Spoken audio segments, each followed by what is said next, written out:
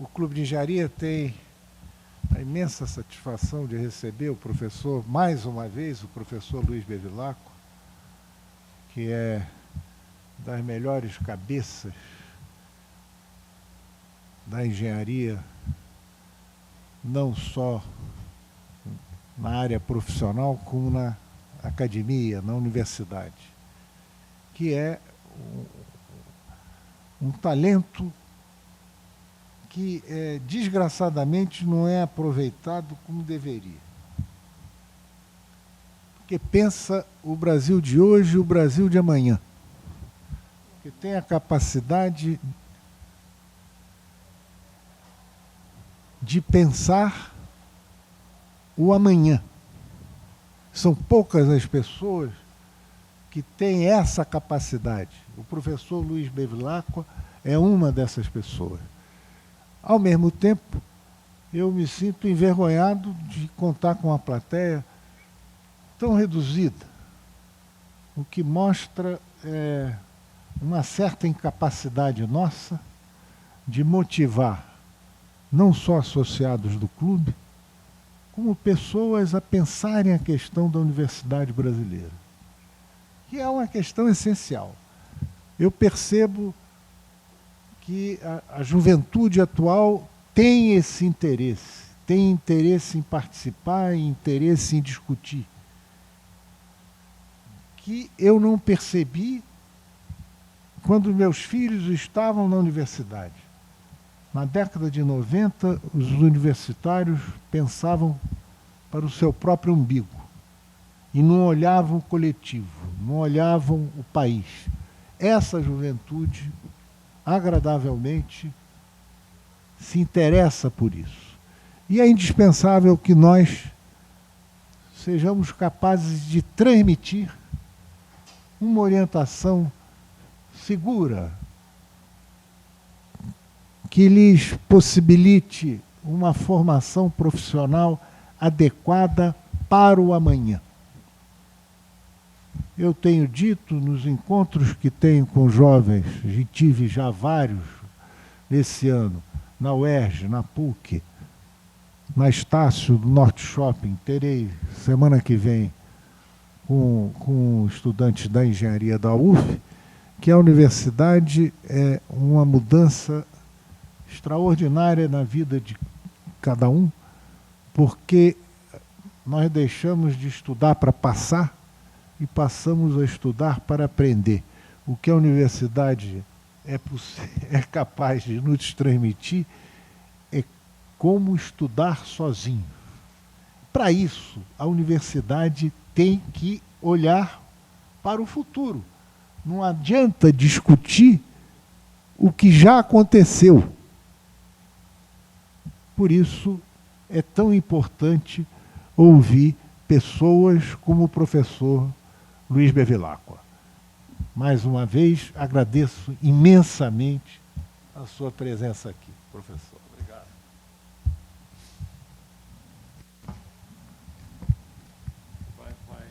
Não precisa. Pois não. Fala mais rápido.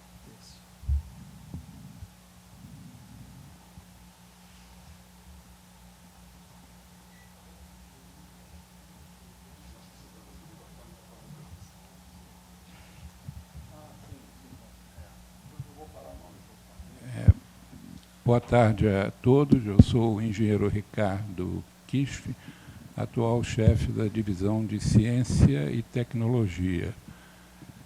Nós tivemos como objetivo da nossa candidatura, por ocasião das eleições, um objetivo de aproximar a Academia Brasileira de Ciência do Clube de Engenharia, porque a engenharia tem tudo a ver com a ciência e vice-versa.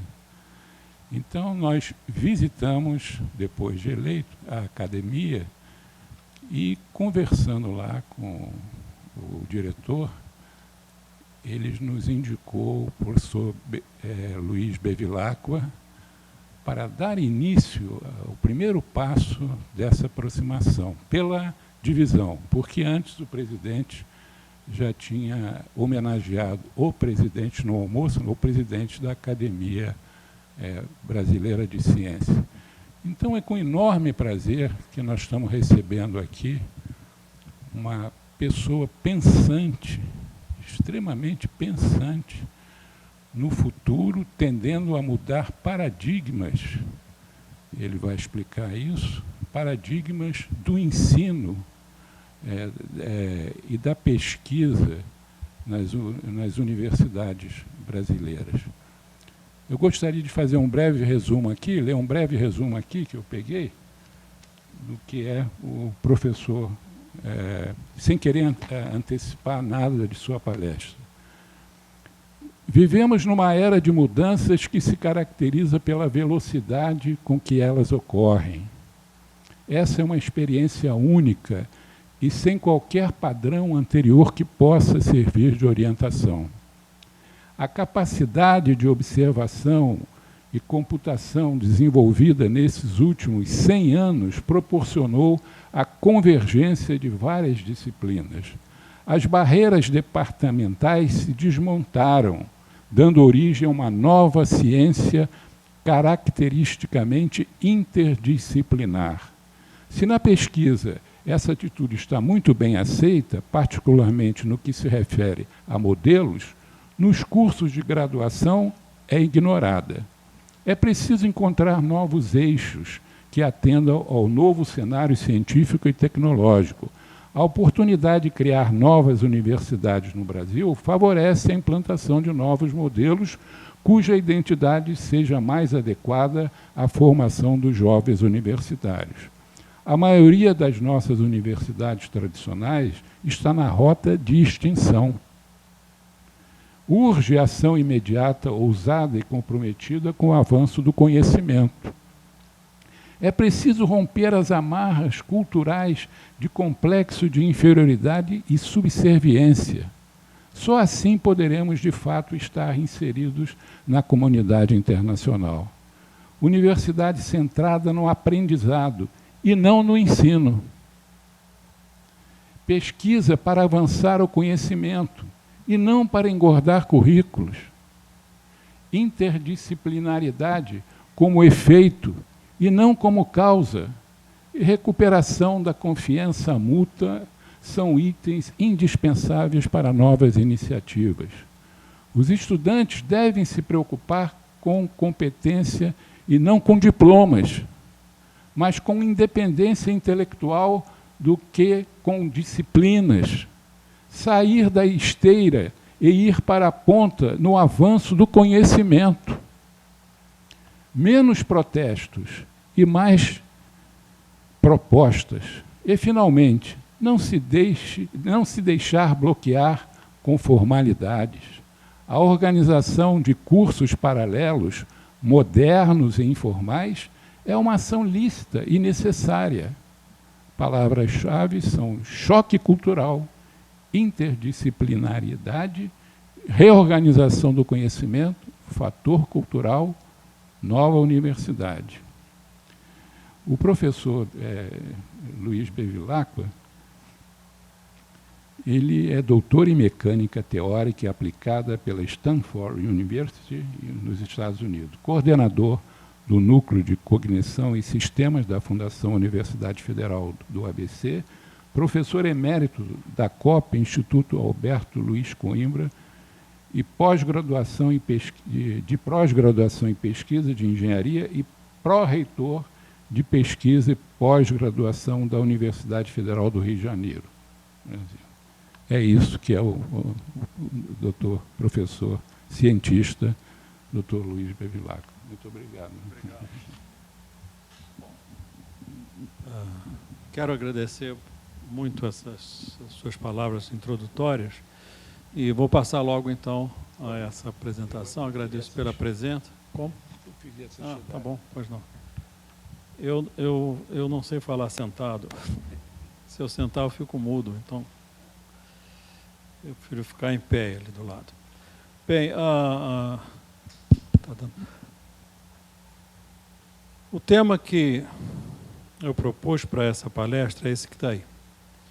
Universidade para o século XXI, o que significa dizer que nós estamos vivendo uma nova era e a universidade do século XX não serve mais.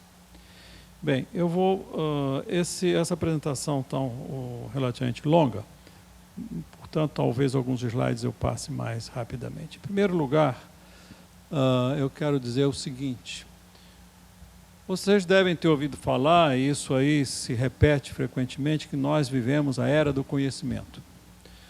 Portanto, é uma era em que o valor do conhecimento é extraordinário. Para um exemplo disso é o seguinte: o que se vende, uma tonelada de minério, né, é a mesma coisa do que um chip que vai no computador. De modo que esse volume, né, versus preços, um pouco significa isso. O que está acumulado num chip de uma máquina, de um computador, é uma quantidade enorme de conhecimento, né, e isso vale cada vez mais. Porém, eu queria adiantar mais um pouco, dizer que é um pouco mais que isso. Não é apenas a era do conhecimento, mas é uma era de choque cultural, porque o conhecimento avança muito rapidamente, né? Os engenheiros que se formam hoje, eles não sabem o que vai acontecer daqui a 5 anos, né? De modo que a sua formação precisa ser diferente, né? Quando eu me formei, e o Raimundo também, meu amigo Raimundo, nós nos formávamos e aquilo valia por 5, 6, 7, 10 anos, e a gente ia acompanhando. Hoje é praticamente impossível, né? Então, essa aceleração do conhecimento tem que ser levada em conta, né, na formação dos jovens, não é? Nós visitamos museus hoje. Se eu for ao Museu de Tecnologia, eu vou ver coisas que eu usei.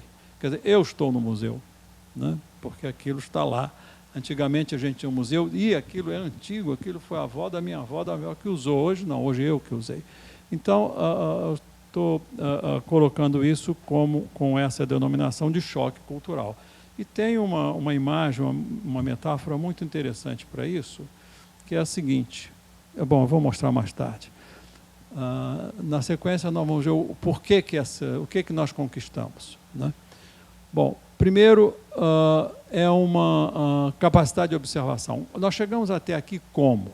Existem pelo menos 3 fatores, né? Um dividido em 2, que é esse que está aí, capacidade de observação do macrocosmos e do microcosmos. Quer dizer, nós podemos fotografar hoje uma molécula, né? E nós podemos ter imagens dessas colunas que são os pilares de criação. Esse pedacinho que está aqui tem o diâmetro do sistema solar, para os senhores terem ideia do tamanho dessa. Isso é poeira, né? Quer dizer, é poeira cósmica. E aqui existem os berços de estrelas, começam a se formar estrelas por aí. Então, isso foi conseguido com os telescópios que nós temos hoje em dia, né, na parte do macro, com esses telescópios, inclusive em satélites, e microscópios de força, microscópios atômicos que nos permitiram fazer isso. E outra capacidade de computação. Isso aí o Raimundo sabe muito melhor que eu. Quando eu estava na COP, em 1967, o professor Pacitti, que você deve lembrar dele, não? Que veio para a COP, que é da UFRJ, a coordenação de pós-graduação, ele trouxe um IBM 1130, que era um computador que ocupava uma sala desse tamanho e tinha uma memória inferior do que qualquer telefone celular hoje. Então, isso no intervalo de 45 anos. Né? Então, há 45 anos atrás, né, nós tínhamos capacidade de computação, computadores enormes e uma pequena capacidade para fazer conta, né? E isso foi nessa época, mais ou menos aqui, ó. E isso aqui é a capacidade de computação, não vou entrar em detalhes nisso, né? Mas quando se chegou aqui, nessa época, a gente dizia, bom, lá pelo ano 2000 vai acabar, vai se esgotar a capacidade de computação e isso vai parar, porque vai ser impossível. Só que não parou. Não parou nunca e continua a crescer, né? De modo que capacidade de observação e capacidade de fazer conta, né, computação e outras coisas mais sofisticadas nos levaram, então, a essa situação que nós vemos hoje do grande choque cultural, né? Agora, além disso, existem as máquinas, motores moleculares, né? E certas enzimas e certas moléculas biológicas andam como se fosse trenzinho para se acoplarem a outras moléculas. É uma coisa espetacular. E, portanto, são motores moleculares. Tecnologia de informação, nós nos comunicamos com o mundo inteiro. E cognição e neurociências, que é uma área que está surgindo, há bilhões de dólares que são investidos tanto nos Estados Unidos como na Europa, para saber como é que a gente pensa, né? Então, o mundo mudou muito, né? Bem, e aí é que entra o que eu queria me referir no início. Qual é a metáfora que a gente usa? Eu falei que existe uma onda de choque, né? O que é uma onda? Uma onda, um choque cultural. Isso que está aqui é uma onda de choque. Não é uma praia que a gente vê todo dia, que tecnicamente é uma onda de choque. O que é aquilo? Aquilo parece que o que vem de trás quer entrar pela frente, né? Então, essa é o passado que se confunde com o futuro, né? Então, isso nos traz um novo tipo de realidade. E esse novo tipo de realidade tem que ser analisado, tem que ser resolvido, enfrentado com novas ferramentas. E o que a gente faz numa onda de choque? A gente surfa. Então, essa é a metáfora. Antes dessa onda de choque, antes dessa avalanche de conhecimento, nós podíamos andar devagar, nós podíamos nadar. Nadar no grande mar de conhecimento. Hoje, nós não podemos nadar só, né? Nós estamos diante de uma outra realidade e nós precisamos surfar. Mas para surfar a gente precisa de uma prancha, não é? Ninguém surfa nadando. E uma dessas pranchas é exatamente a tecnologia da informação, né? Que nos permite abrir, né, os nossos horizontes, né, e em várias áreas, inclusive usar essas técnicas para modelagem, etc., para ir para diante, né? O que é extremamente importante. Então, eu acho que esse é um dos grandes problemas que a universidade tem que enfrentar hoje. Ela não pode ficar ancorada num conhecimento atual, dizendo isso, bom, esse é o conhecimento que os nossos alunos vão usar daqui a 5 anos, 6 anos, 7 anos. Não, né? Vocês já ouviram falar em impressora tridimensional? Acho que sim, né? Pois é. Há 10 anos atrás, os estudantes de engenharia mecânica não sabiam que isso existia. Eles se formaram sem saber disso. 2 anos depois que eles estão no mercado de trabalho, surge uma coisa que eles absolutamente ignoravam. Mas ignorar não é porque não sabiam direito, não, porque não existia. E isso vai se repetir, né, a cada tempo que passa. Bom, então, diante dessa grande mudança, o que nós podemos fazer?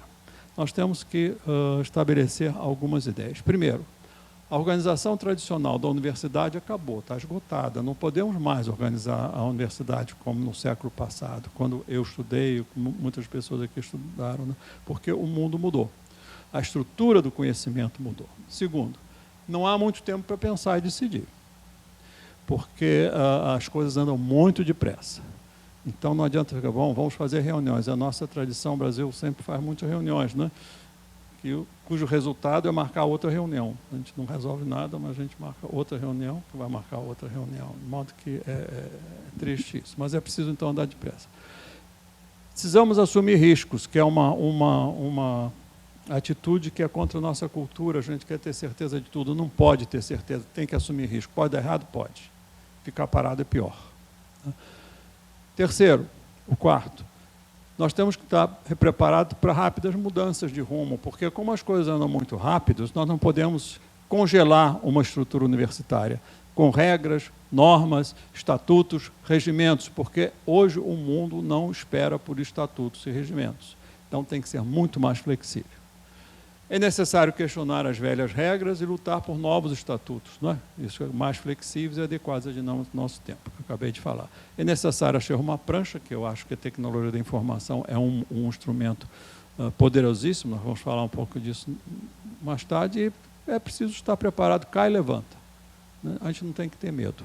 Isso está acontecendo em todo o mundo, né? As universidades em todo o mundo, apesar da extremo conservadorismo, não é só aqui no Brasil, não, em todo o mundo a universidade é conservadora, ela não quer mudar.